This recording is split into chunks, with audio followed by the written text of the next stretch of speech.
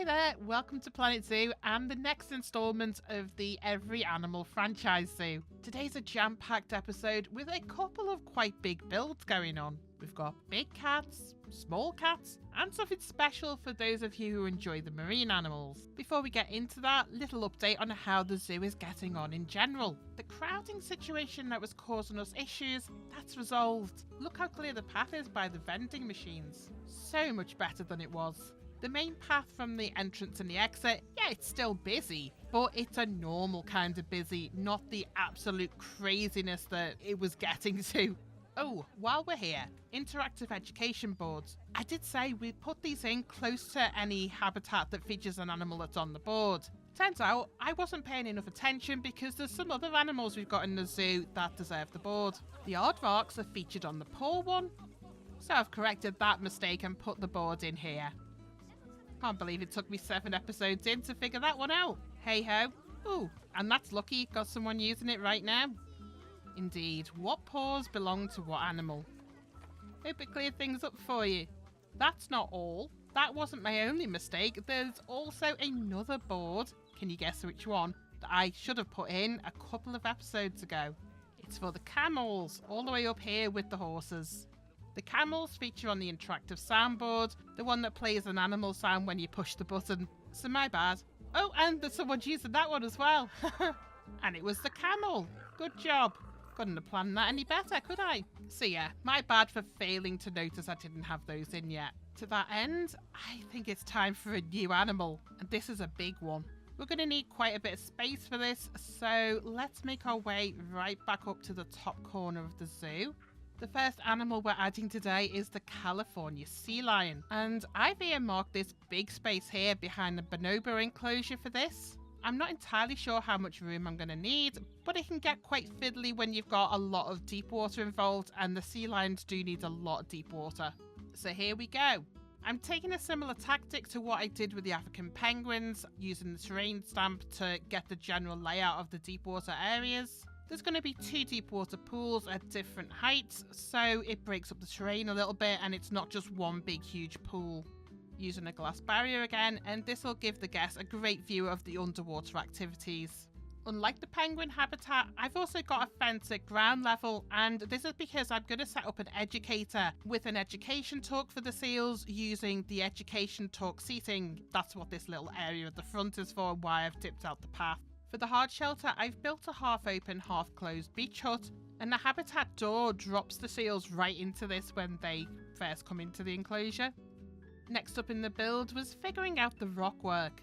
I've used faux rocks again to get the right colour I wanted, and I will say I think it's not excessive rock work, but it's a little more than I've used in some of the other builds. Another feature of the sea lion enclosure, I've got this shallow pool in the middle at ground level, and I've made that into a man-made pool with the same trick we used in the elephant enclosure. This is in here because I know sea lions like to bask in shallow water as well as doing the deep dive. Plus, I can't remember if the sea lion babies can deep dive yet. I don't think they can. I know the penguins can't. So this is going to be a place they can play in the water because we can use that big waterfall enrichment piece as well, and it works so well with these shallow pools. For terrain, the sea lions want an awful lot of sand, as you'd expect. They live on beaches. So that's what I'm giving them, a bit of a beach vibe. Even without any plants or anything, as soon as I put them in the enclosure, they seemed really happy with it already. They are definitely very playful animals though, so there is that. In terms of plants, California sea lions don't like a lot of planting, so I couldn't fill this place with lots of palm trees or anything like that. A good tip here though, the underwater hydrilla plant is really good for mimicking vegetation growing on a beach. Most animals can walk through it as well, so it's not taking up any of that precious navigable area. Here's the finished result, a split-level sea lion enclosure with the aforementioned education talk point, which I've deliberately waited until there was a talk on to show you around. Just throwing some food there as part of the talk. You have to make sure the fence is low enough for that, otherwise it complains and gets finicky about not being able to throw food. Typical, one guy there blocking the view. And there you go, sleepy California sea lion. Love it. No interest in that food that's being thrown as part of the talk. It's like, nah, not today. Deep water pools. There's 2 pools, so this is the shallower pool. There isn't a game mechanic where I split these out. I just think it looks better not to have a really huge pool and it dominate the scenery. The one on the right is the bigger and deeper pool of the two. And after messing up with the Asian otter, you can see here, the feeder is working, the fish feeder is working. Although just noticed, why is there always something? Look, I've missed a piece of the concrete there. I'll have to put that in later. The water float enrichment item also works as intended. The sea lions will jump through it. Lesson learned, you just have to make the water much deeper than you think it needs to be for those things to work. The shallow water pool is also working well. The sea lions will come in here to bask and also play with the waterfall enrichment item as well. Very sweet. With that, let us move on to the next animal. This is one of my all-time favourites, the capybara.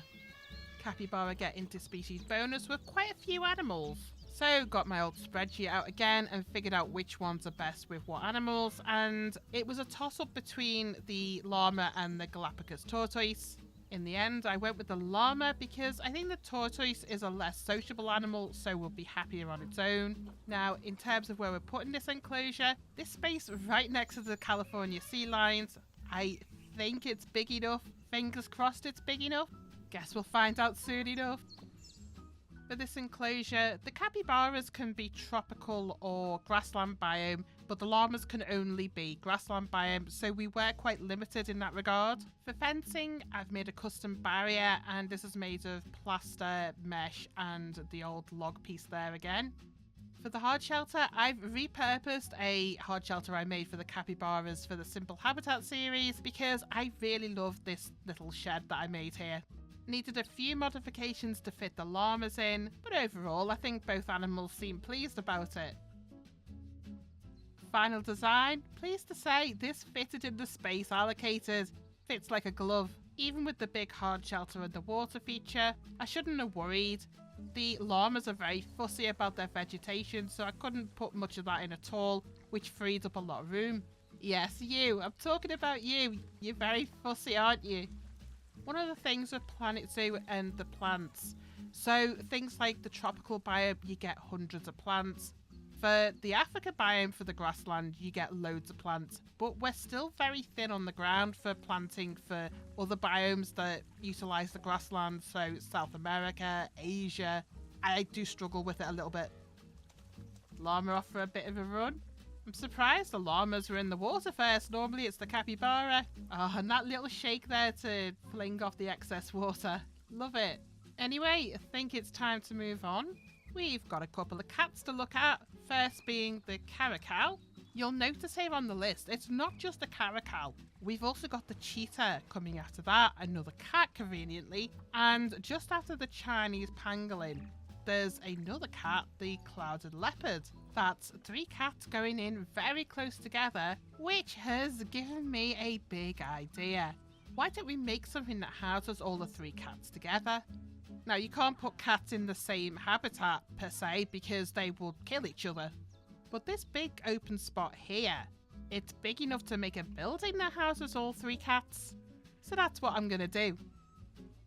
So we're building another indoor multi-habitat space. My reference for this, I'm using the building I created for the Caracal for the Simple Habitat series, but it's going to have extensive modification to suit all 3 animals and to suit the space that I've allocated for it. Certainly set myself a bit of a challenge. We're working with curved spaces, but it's not entirely spherical, so I couldn't just make a dome and then take half of it away. It wouldn't work. So this was all custom made and custom put into position. A very big job in the end.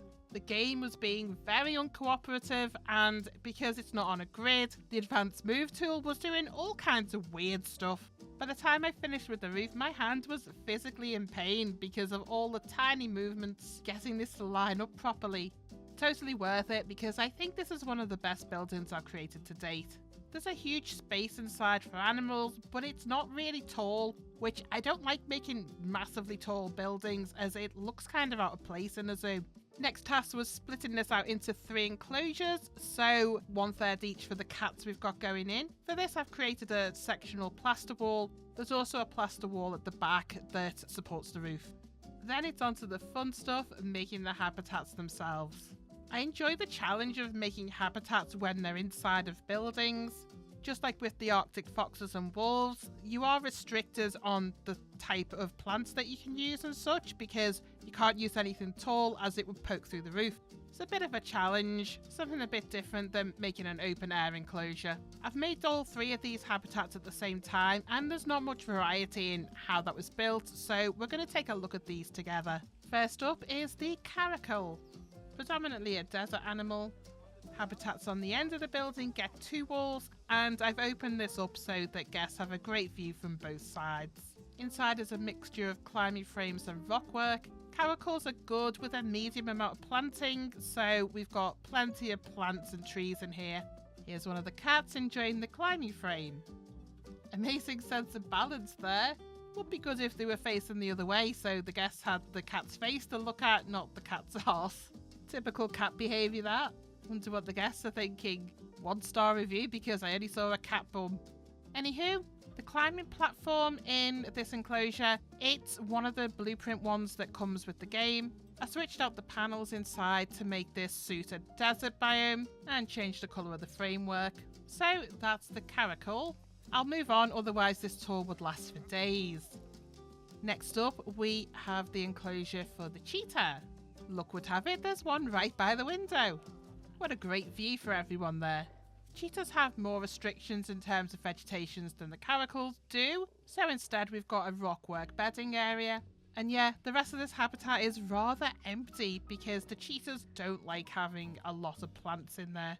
If it was an outdoor enclosure, you could get creative with the rockwork, but again, it's going to be too oppressive if you have big, interesting rockwork formations in here. So, alas, it does look a bit empty. Next, we've got a very sweet cat to look at, the clouded leopard. Building inside of here was very similar to doing the Caracal, only this time it's for a tropical biome in Asia, not a desert in Africa. Let's have a look. There they are. How cute is that? Very sweet cat there. Didn't have any problems with the space in here. Didn't have space problems for any of them actually, and that's through a trick that I'll show you after we've had a look at the clouded leopard actually, because it's a good trick. Ooh, so the big enrichment item here, which is the hanging basket thing that they sit in, they're not using it at the moment, and it's probably because I've got too much stuff in the vicinity of it. It is a bit annoying with the game that if you plop stuff around an enrichment item, particularly stuff like this that they have to interact with and get on top of it and stuff. Found the same with the pool I put in the sun bear habitat last episode. They won't use it if there's other stuff around it. So you have to leave a big empty gap, which in turn makes the enrichment item look a bit out of place and odd in an enclosure like this. Anyway, I want to show you this trick I've learned about making enclosures where you put loads of stuff all together, loads of planting like that. What you do is create some negative space at the back that's empty. Make sure that the guests can't see it. The animals won't go in here because there's nothing in this space for them to interact with. So essentially, you're meeting the space requirements without having to have everything spread out and have the enclosure looking really empty. That's my top tip for the day. And on that note, we have another animal to do. Building the cat structure for the 3 cats here, because they were all so close together in the Zoopedia, we skipped over one animal, Chinese Pangolin. Let's rectify that and get a little enclosure in for the pangolins. Pangolins are really easy to build for. They need a tiny amount of space compared to pretty much every other animal in the game. So conveniently, behind the cat enclosures, we've got this great space right here, which is a perfect size. For this build, I'm using some pieces that I built for my city zoo. It's something I've built that I've never showcased before because I like to finish off a section of that zoo and then showcase that all in one go. None of this speed building and explaining through step by step. Which, incidentally, I do wonder whether that makes a difference. The city zoo, even though I've put so much effort into that, and I do certainly still enjoy building in that zoo, but any YouTube videos I put out on that zoo, they do really poorly. So I do think it's something to do with explaining the process as I'm building, where I'm building, what I'm building. I think it does make a difference. Anywho, getting a little off track. So pangolins, it's got very light Asian theming. So using a lot of bamboo for the structures. This is also the first enclosure in this zoo that I've used the guest pathing within the habitat purely for the animals' use. That might be something that people don't know. You can use the guest pathing and put this into enclosures and the animals will walk across it quite happily, and the game doesn't tell you that you can't use it or anything like that. For this enclosure, when I put the foraging enrichment box down, the pathing underneath it, it just works so perfectly there. So this is what we ended up with. Really nice small space. Personally, I much prefer working on the smaller enclosures than doing the big ones for like the elephants and stuff. Making the vegetation and stuff work within a small space, it's still a challenge, definitely, but it's a different kind of challenge than trying to figure that stuff out in a big one. So absolutely dreading the cursed polar bears when we get to that. That is going to be fun. It feels like for all the enclosures, the space needed is drastically overestimated. Like in a real life zoo, I can imagine things like the pangolins would have even smaller space than we've got here. Hey ho, we make it work, don't we? Looks like we're going for a box interaction. Size of it, like, how are you going to tackle that then? Let's see. Go on. Yeah, you show it who's boss. The amount of boxes these zoos must go through. And of course, it's raining again. It's always raining. Time to get the brollies out and the FPS to tank. I'll let the weather clear up and you can see from the bird's eye view just how far along we are with the zoo. It's really starting to build up now, isn't it? We're 51 animals in and still loads of space left in the zoo, so I've no worries about running out of room these days. We've got heaps of combo habitats and loads of exhibit species coming up soon, so that number should go up even more very quickly. Hope you've enjoyed what we've built today. See you in the next episode.